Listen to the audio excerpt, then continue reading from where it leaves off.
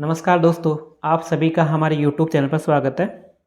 दोस्तों, आज मैं आपके लिए फिर से एक नई वीडियो लेकर आया हूँ, जिसमें हम कक्षा 8 की हिंदी कार्य पुस्तिका में कार्यपत्रक 11 देखेंगे। वीडियो की शुरुआत करने से पहले मैं आपसे एक निवेदन करना चाहता हूँ कि अगर आप हमारे चैनल पर नए आए हो तो चैनल को सब्सक्राइब कर लीजिए, ठीक है। कार्यपत्रक 11, इसका हम संपूर्ण हल देखेंगे। दिए गए वाक्यांश के लिए एक शब्द चुनकर लिखिए। देखो, जो एक वाक्य दिया गया है उसके लिए एक शब्द चुनकर लिखना है। माह में एक बार आने वाला क्या होता है? मासिक। लोहे का सामान बनाने वाला क्या होता है? लोहार होता है, ठीक है। रक्षा करने वाला क्या होता है? रक्षक, लिख देंगे रक्षक। नाव चलाने वाला होता है नाविक, ठीक है। दिए गए वाक्यांश के लिए एक शब्द लिखिए। साल का अंतिम महीना कौन सा होता है? साल का अंतिम महीना होता है दिसंबर। चिकित्सक जिसका उपचार करता है वो क्या कहलाता है? मरीज। या चिकित्सक मरीज का इलाज करता है, जिससे हम लिखते हैं क्या होती है? कलम। जो हमें समय बताती है, क्या बताती है? समय, घड़ी। क्वेश्चन नंबर 3 है, दिए गए शब्दों के भिन्न अर्थ वाले शब्दों पर गोला लगाइए। तो भिन्न का मतलब होता है अलग।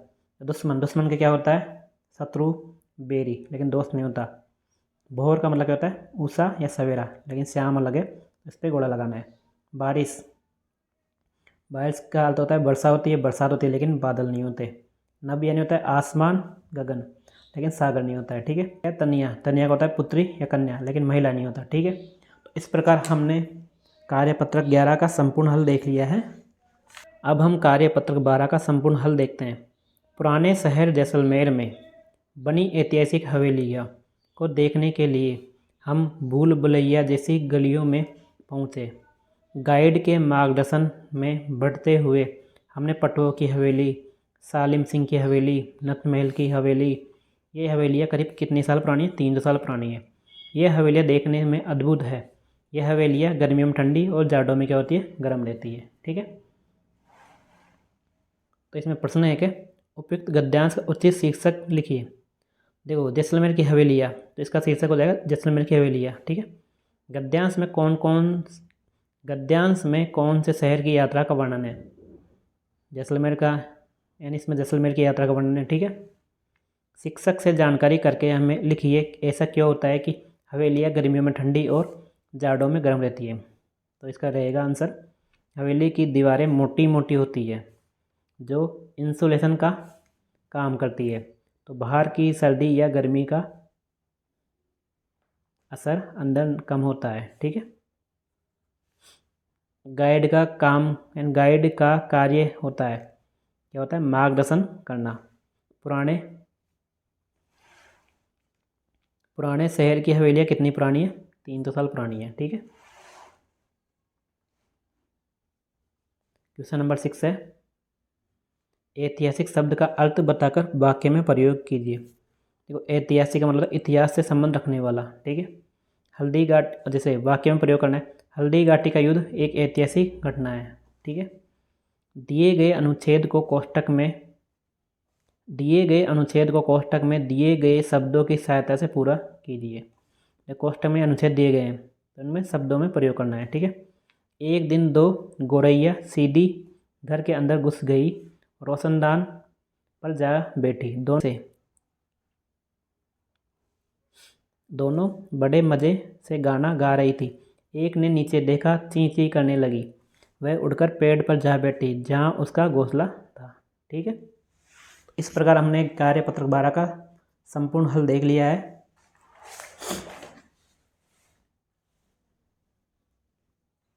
अब हम कार्यपत्रक 13 का संपूर्ण हल देखते हैं। दिए गए शब्दों के उचित विलोम शब्द पर गोला लगाना है, ठीक है। जैसे मित्र का विलोम शब्द क्या होता है? शत्रु होता है। देखो, सहपाठी नहीं होता, दोस्त नहीं होता, सका नहीं होता, क्या होता? शत्रु। चुस्त का क्या होता है? सुस्त। जड़ का क्या होता है? चेतन। कठोर का होता है मुलायम।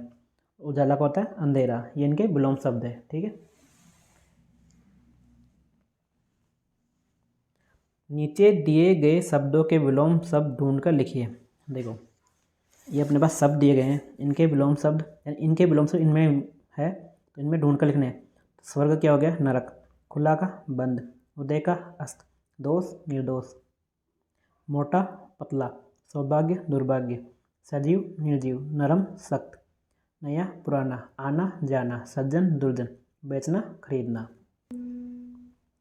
क्वेश्चन नंबर 3 है, रेखांकित शब्दों के विलोम शब्दों का प्रयोग कर रिक्त स्थान को भरिए और वाक्य पूरा करिए। देखो, रात का जो रेखांकित शब्द है तो उनका विलोम शब्द इन खाली जगह में आएगा।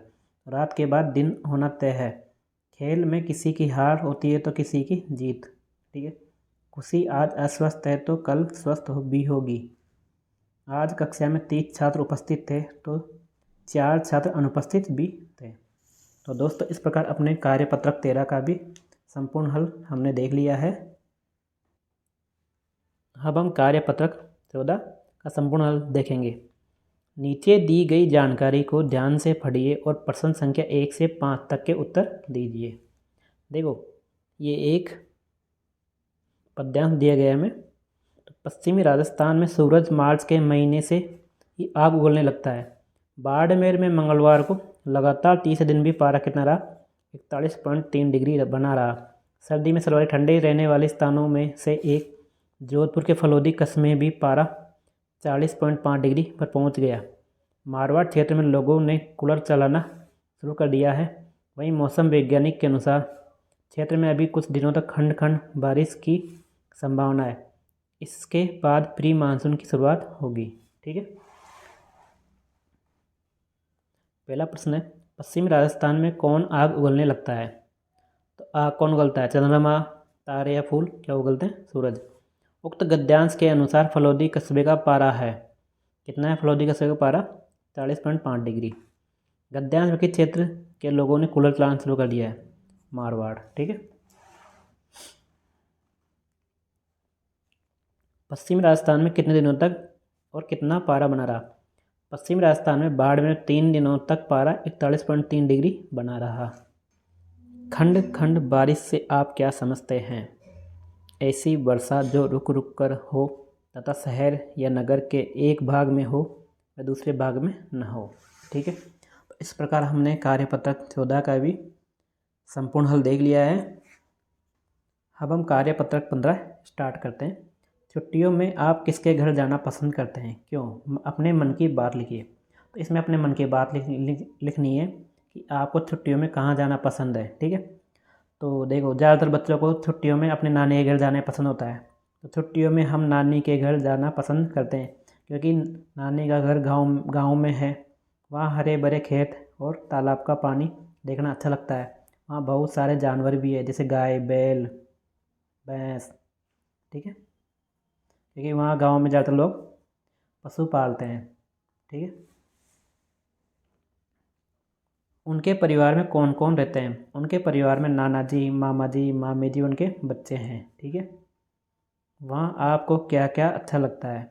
तो वहाँ हमें खेत खलियान, मवेशी, तालाब व नाना जी का बड़ा सा घर सभी अच्छे लगते हैं। ठीक है। 4 है, वहाँ जाकर आपने उनके कौन कौन से कामों में हाथ बटाया? तो वहाँ जाकर हमने गाय भैंसों को तालाब में नहलाया, उनको चारा डाला और खेतों में पानी दिया। उन्होंने आपको कहाँ कहाँ घुमाया? उन्होंने हमें खेतों में घुमाया, पुराना किला दिखाया, आम के बाग दिखाए। उनके घर की सबसे अच्छी कोई एक बात लिखिए। उनका घर खुला, हवादार व बहुत बड़ा है, जिसमें आम के पेड़ लगे हुए हैं। तो इस प्रकार दोस्तों हमने कार्यपत्रक 15 का भी संपूर्ण हल देख लिया है। अब हम कार्यपत्रक नंबर 16 स्टार्ट करते हैं। दिए गए वाक्यों के लिए एक शब्द लिखिए। देखो, साल का पहला महीना क्या होता है? जनवरी। हमारी माताजी के पिता क्या रहेंगे? नाना जी। जहाँ नाटक किया जाता है? नाट्यशाला। जहाँ 4 रास्ते मिलते हैं, इसको बोले चौराहा। बारिश के बाद आकाश में दिखने वाला 7 रंगों का समूह क्या कहलाता है? इंद्रधनुष।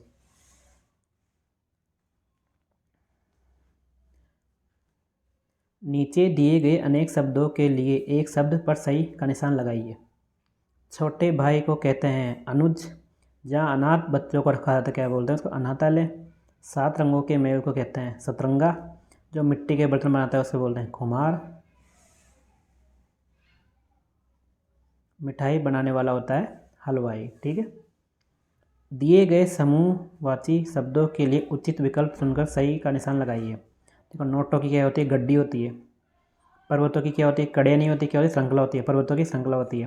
फूलों का गुलदस्ता होता है, ठीक है। लोगों की भीड़ होती है, जोड़ी नहीं होती।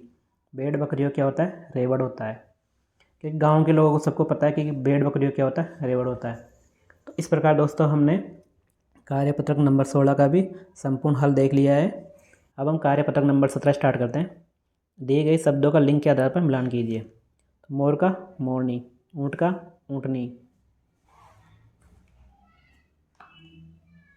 मोर का मोरनी, ऊँट का ऊँटनी, मुर्गा का मुर्गी, छात्र का छात्रा, पति का पत्नी, बकरा का बकरी, धोबी का धोबिन, बालक का बालिका, ठीक है।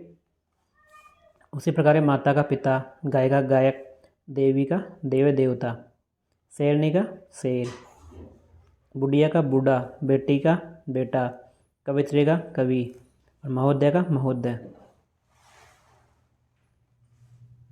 क्वेश्चन नंबर 2 है, निम्नलिखित शब्दों के लिंग बताइए। देखो इधर शब्द इनके लिंग बताने। सम्राट क्या है, पुल्लिंग। नानी स्त्रीलिंग, कौवा पुल्लिंग, नदी स्त्रीलिंग, कविता स्त्रीलिंग। देखो सोमवार पुल्लिंग, हाथी पुल्लिंग, हिमालय पुल्लिंग, मोहिनी स्त्रीलिंग, कोयल स्त्रीलिंग, ठीक है।